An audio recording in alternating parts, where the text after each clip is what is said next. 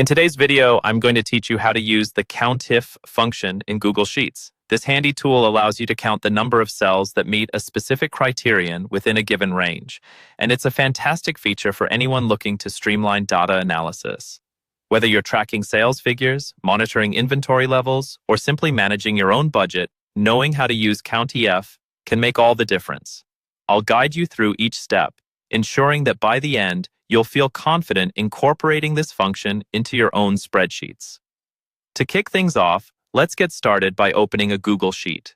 If you're not already there, open a new or existing spreadsheet that you'd like to work with. If you're new to Google Sheets, you can access this by going to the Google Sheets website or through your Google Drive.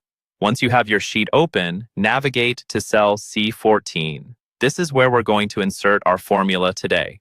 Now, in cell C14, you'll want to type in the formula exactly as follows: equals COUNTIF, open parenthesis, D2 colon D11, comma, quote, greater than 200, close quote, close parenthesis.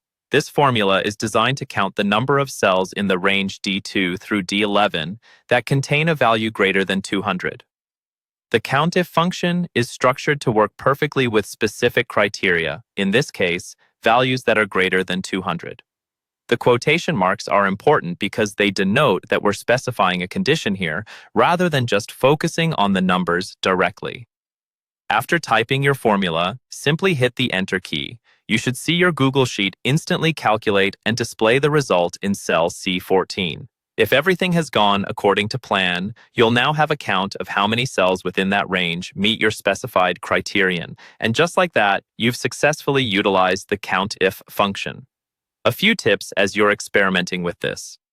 Make sure the range you specify is accurate and that you adjust it to reflect the data set you're working with. Additionally, the criterion can be adjusted for different types of analyses. For instance, you could count cells that contain specific text or fall below, above, or even equal different numerical values. Practicing with various criteria can give you a solid grasp of how versatile this function truly is. And there you have it. You've learned to use the COUNTIF function in Google Sheets. With practice, it will become an invaluable tool in your data management repertoire. Thanks for watching, and as always, happy spreadsheeting.